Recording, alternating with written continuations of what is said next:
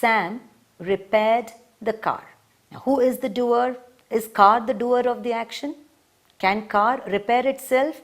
Obviously not. Some human being obviously has to repair the car because a car is a non-living thing and no non-living things can perform any action. So any human being has to do it. And who is this particular human being who's repairing the car? It is Sam. So Sam repaired the car. Who is the doer of the action, students? It is Sam. Sam is the name of a man or a boy. Sam repaired the car. So what is Sam? Sam is the subject. Repaired the car, what is it? Predicate. What does the predicate consist of? Verb plus the object. What is the subject? It is the noun or the pronoun. Doer of the action. I repeat, the doer of the action is the noun or the pronoun. Now what is a pronoun, students? A pronoun, as you have already learnt earlier in your classes, is a word which is used instead of a noun. So if I don't have the word Sam, I would simply say he repaired the car. He referring to Sam, right? So either it is the noun or it is the pronoun which does the action. Please remember, the subject is only the noun or the pronoun. Do not include the verb under the subject. The verb and the object is a part of the predicate. So in the active voice, what is the formation? Subject plus verb plus the object. That is the formation of the sentence in the active voice. Now, Sam repaired the car. Now, which is the main verb here? Now, please understand, we have one classification of verbs where you call it as the main verb and the auxiliary verb. Now, the main verb will be the verb which denotes action. For example, cook, jump, hop, play, sing, cry, bite, sleep. All these are main verbs because they denote action. Now, there is another classification of verbs which you call, as I've already mentioned it earlier, auxiliary or helping verbs. I don't know if you are aware of this, children. Every teacher of English would have mentioned it to her students. You just cannot have a sentence without a verb. A verb is a must for a sentence. Kriya pada annodu ಒಂದು ಸೆಂಟೆನ್ಸ್ಗೆ ಬಹಳ ಮುಖ್ಯವಾದ ಅಂಗ. It is the most important part of the sentence. Without the verb, there can be no sentence. Even in an example like, my name is Veena or my name is Vani. Where is the verb? You may say, ma'am, this particular sentence has no verb at all. I don't see any action. So what if you don't see any action? That verb which denotes action, you call it as a main verb. But there is an auxiliary verb here. There is a helping verb. Now, why do we call it helping, students? It's very, very simple because it helps to make the sentence grammatically correct. You cannot say, my name Vani or my name Veena or my name Ashok. Can you say that? No. There is a grammatical error. What is the error? The auxiliary verb is missing. Therefore, what all teachers of English would have mentioned it and which you would not have taken care to listen is, you cannot have a sentence without a verb. Either you have to have the main verb or you have to have the helping verb, or sometimes you have both the main verb and the auxiliary verb. Okay, now here we don't have any auxiliary verb like is, are, was, were, and there's modal verbs like shall, should, can, could, will, would, may, might, has, have, had. All these are also verbs. Now, how many of you knew that these were verbs? I'm sure many of you did not know that these were verbs. So you would have been under the impression as long as there is no verb which denotes action, that means there is no verb present in the sentence at all. Please understand that we cannot have a sentence without a verb. A verb is the most essential part in a sentence. So either you have the main verb or the auxiliary. What is the auxiliary verb also known as, students? Helping verb. Now, why is it called the helping verb, students? Because it helps to make the sentence grammatically correct. So, and sometimes you have both the main verb as well as the auxiliary verb. Now, in this particular sentence, Sam repaired the car. Do you have any of the verbs that I listed out? Auxiliary verbs like is, are, was, were, shall, should, can, could, will, would, may, might? Not at all. So that means in this particular sentence, the auxiliary, also known as the helping verb, is not present. But you have the main verb. The main verb is repaired. Now, what does the main verb end with? It ends with the letters ed. You have learnt in your lower classes, when you add ed to a given verb, you change it from the present tense to the past tense. Now, Sam repaired the car. Tell me, students, what will be the tense of the sentence? Simple, very, very simple. You don't have auxiliary verb, but you have the main verb, which is ed, ending with the letters ed. So, this entire sentence, which is in the active voice, is in simple past. Now, why am I continuously telling you about the tense? The reason, again and again, I tell you, students, do not change the tense while you change sentences from active to passive or vice versa. The tense has to remain the same. Now, coming back to how are you going to change this particular sentence into passive voice? This is very, very simple. Even a 4th standard child can say what is the passive form. The car was repaired by Sam. The car was repaired by Sam is the passive form of the sentence. Sam repaired the car. Is the idea clear? What have I told you? When you get a sentence, first divide the sentence into subject and predicate. When the subject appears in the beginning, what does it indicate? You are giving a lot of importance to the doer of the action, not on whom the action is being done.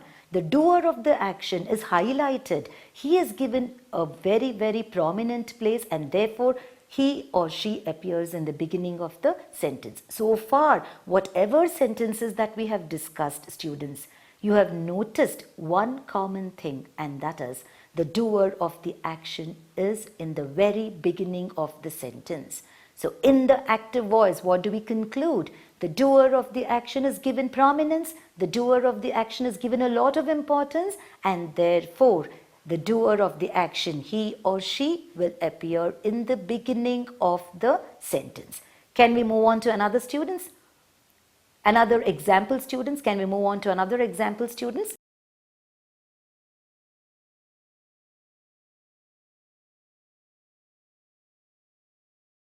Coming back to yet another sentence, students. The sentence that we have here with us is, many tourists have visited that castle. Now, what's our first job? Draw a line indicating which part of the sentence is the subject and which part of the sentence is the predicate. So, the sentence, in this particular sentence, the subject is many tourists, and the predicate would be, subject is many tourists and the predicate is have visited the castle. Now, why can't we have the word have along with the words many tourists? The answer is very, very simple. Some time back, I mentioned to you about a category of verbs called the auxiliary verbs. You remember? Now, among these auxiliary verbs, I also included verbs like has, have and had. So, has, have and had are also under a group called the auxiliary or the helping verbs. Now, many tourists have visited the castle, and I have told you some time back that the predicate begins from where the verb in the sentence is. From there till the end of the sentence is your predicate. Therefore, the subject would only be many tourists and the predicate would be have visited that castle. Now, what does the predicate contain, students? Recall. The predicate contains the verb plus the object. So, which is the verb here? Visited. Now, auxiliary verb you have as have. Do not bother so much about that now. Visited is the verb. And what did the tourists visit? They visited the castle. So castle therefore becomes the object. So verb verb and object is the object. So now the subject has appeared in the beginning of the sentence. By now you should have got it in your mind that if the subject appears in the beginning of the sentence, it is an example of the sentence in the active voice. Now we'll move on to the tense. You have the auxiliary verb have. Now students, I don't know if you know that you have something called the perfect tense. You have simple past, present and future. There is also something called perfect tense. Now I don't want you to understand what is the present perfect or what is the past perfect. I just want you to understand that a perfect tense should have either has or have or had. If you have any of these three words in a particular sentence, then it indicates perfect tense. Now the tourists have visited the castle. So the word have, it is an auxiliary verb. At the same time, it indicates present perfect. So for present perfect, you need to remember only two words. One is has and the other is have. Has is singular, have is plural. So has and have therefore indicate present perfect. And what indicates past perfect? The only word which indicates past perfect is had. Had is past perfect. So do not worry. There are so many technical words like perfect tense. Don't worry. Just remember two things. Has and have indicate present perfect. Had indicates past perfect. So whenever you have sentences with any of these three words, then you need to be a little careful while you are changing it from active to passive. Now first let's decide how we are going to change this particular sentence that is here with us into passive voice. So we are going to bring the predicate at the very beginning. Why?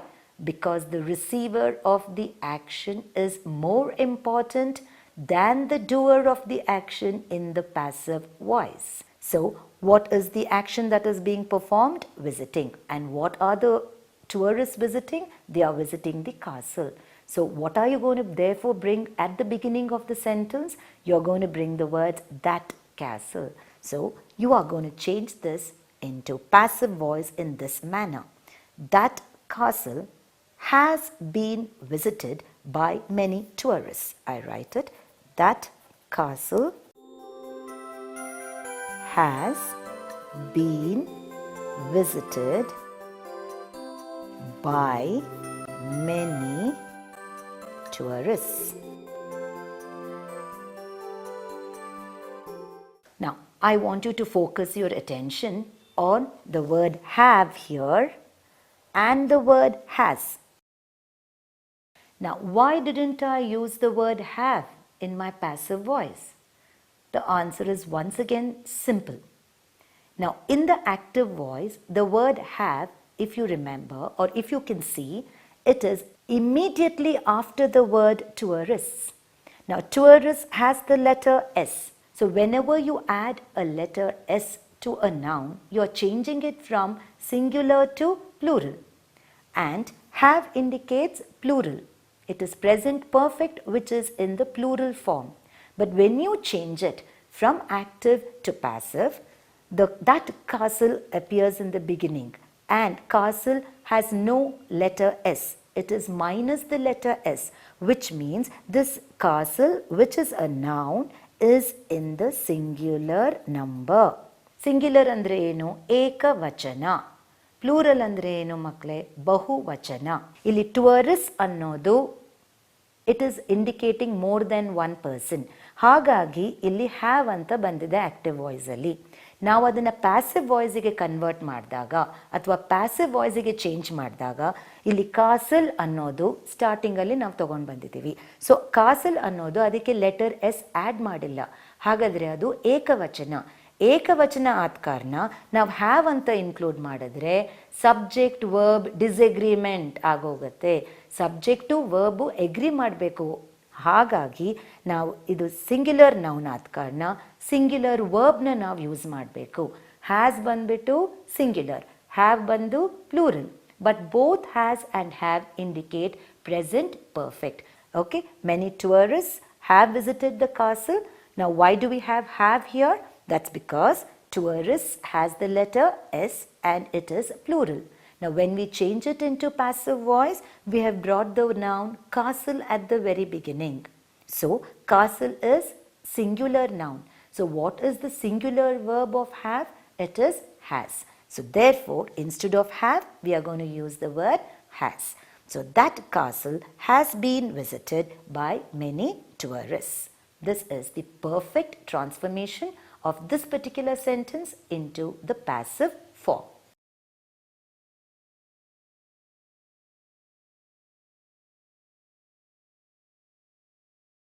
Okay, students, we'll move on to yet another example. And this example that we have before us is the teacher taught the lesson. I repeat, the example given to us is the teacher taught the lesson. So what's your first duty, students? Divide the sentence into subject and predicate. Come on, let's go ahead in dividing the sentence. The teacher is the subject. Taught the lesson is the predicate. I have one question to ask you all, students. Now, which is the verb here? The verb is taught, right? This is the verb. Now, I call this verb taught as the main verb. You agree with me, students? You have to agree with me, because if you have been very attentive so far, you will understand why I call this word taught as the main verb, because it indicates action. Okay, so it is the main verb. Taught is the main verb. The reason is taught indicates the action. Okay. Now, in the word taught, now tell me whether it is in the present tense or whether it is in the past tense. Now, please remember, every verb, students, has three forms: the present tense, the past tense, and the past participle form. I'll just give you a few examples. When you say the word sing, what do you think is the tense of the word sing? Sing is in the present tense. What would be the past tense of sing? Sang. What would be the past participle of sang? Sung. Sing, sang, sung. Sing is the present tense, sang is the past tense, and sung is the past participle form. One more example. Eat is the present tense. Ate, A-T-E, ate is the past tense.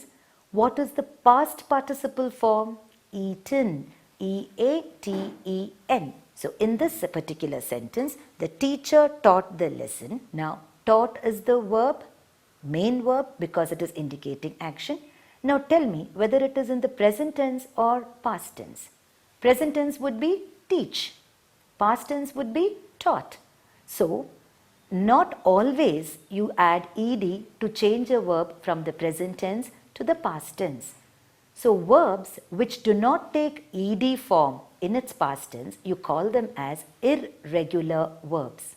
I repeat, verbs which do not take ed in its past tense, you call such verbs as irregular verbs.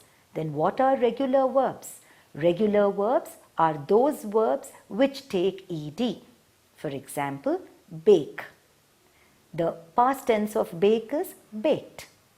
Then play, P-L-A-Y, play. The past tense of play is played, ed. Then teach, when you say, you don't say teached, because there is no word in the English language which has the word teached. It is a wrong word. So what is the past tense of teach? Taught. So taught is the past tense of teach. Therefore, teach comes under a group called irregular verbs. Now, why do I say teach is an irregular verb, students?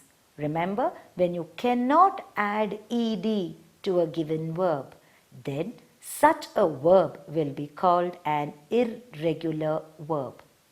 When you can add ed to a given verb, Then you call such verbs as regular verbs. Listen, listened. Beat, again.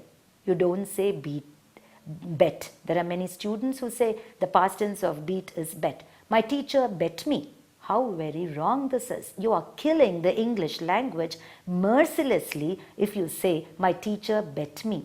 And then you write bet. What is bet, students? Bet refers to challenge.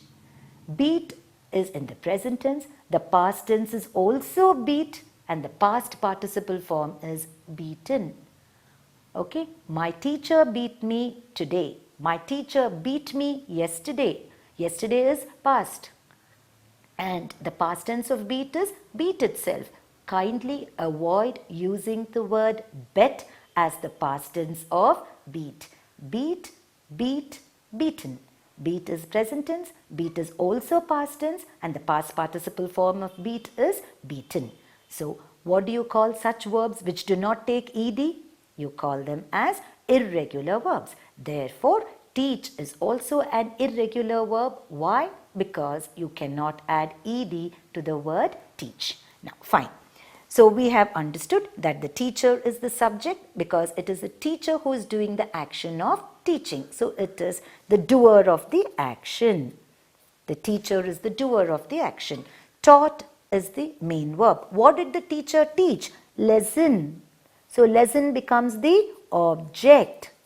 So, what does the predicate contain? Come on, recall, students. The predicate contains the verb and the object. So, in the active voice, what should be the pattern of an active voice? The pattern of the active voice is, I repeat for the benefit of those who haven't been attentive so far, the pattern of the active voice is subject plus verb plus object. This is the pattern of any sentence in the active voice. Okay, well, now let's go back to conversion of this particular sentence into its passive form. So, the lesson, you begin with the object. Which is the object here? The lesson. So, the lesson was taught by the teacher. So far, students, if you have noticed, if you have been very keen observer of my class, you would have noticed that we have discussed the transformation of active voice into passive voice with the use of the word by. By is a preposition. So, generally speaking, the passive voice will have the preposition by. But as I said earlier, please do not assume. Assumptions are very, very dangerous even in English language, not just in mathematics. Even in English language, assumptions are dangerous. So, do not assume just because a sentence does not have the word by in it, it is active voice. I am going to deal with such kind of sentences in my next class because I don't want to load you with too much of information because everything then goes above your heads. Whatever we have discussed so far, if you have been able to understand, from this point we take off in our next class. Okay. So, the lesson was taught by the teacher, where was is auxiliary verb, taught is the main verb.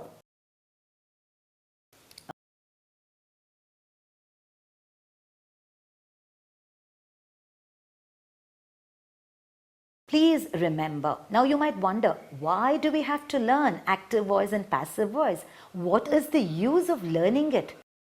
The reason is, whenever you write something in the active voice, like your teachers will generally give sentences in the active voice.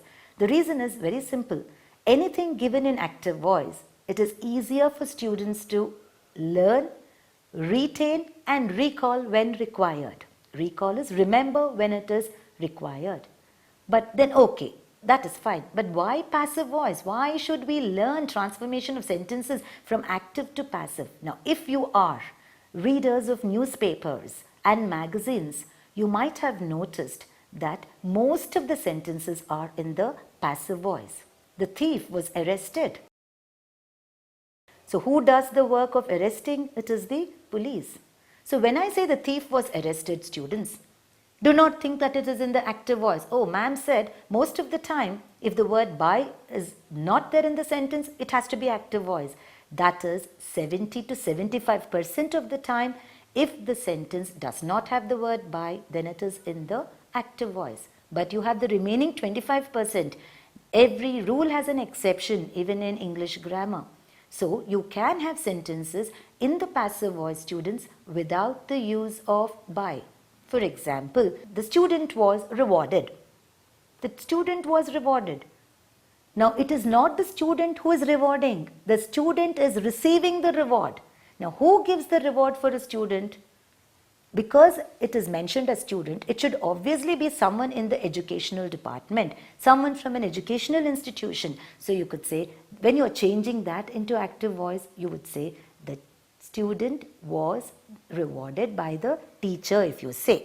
It still remains in the passive voice. The only thing that you have done is you have included the word by and you have substituted one subject. But what have you not taken care of? You have put the subject at the very end of the sentence by saying the student was rewarded by the teacher, and then say, ma'am, I have changed it into passive voice. Give me marks. You demand for marks, but that is wrong. Where is the subject? The teacher. Where have you put the teacher? You have put the teacher in the very end of the sentence, I say. When you put the teacher at the very end of the sentence, how can you say you have changed it into active voice? It can be in the active voice provided the subject appears in the beginning of the sentence. Fine. We shall come back to active and passive voice in our next class. I also want to wind up by saying one more thing, and that is, do not assume that all sentences which are in the active voice can be changed into passive voice. So, when you say, I am an Indian, now that is in the active voice. I is the subject, am an Indian is the predicate. So, for you, the subject has come in the beginning, therefore it is active voice. If I tell you, come on, change this into passive voice and I'll give you $1 million, I know very well you can't change it. So I very confidently say, I'm going to give you $1 million, students. Anyone who can change this into passive voice. I am an Indian. Change this into passive voice and I shall give you $1 million. Wow. And you crack your head and you start thinking of ways and means by which you can change this into passive voice. But no matter whatever circus you do, you can't change it.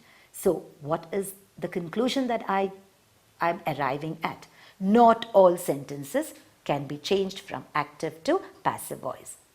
Thank you, children.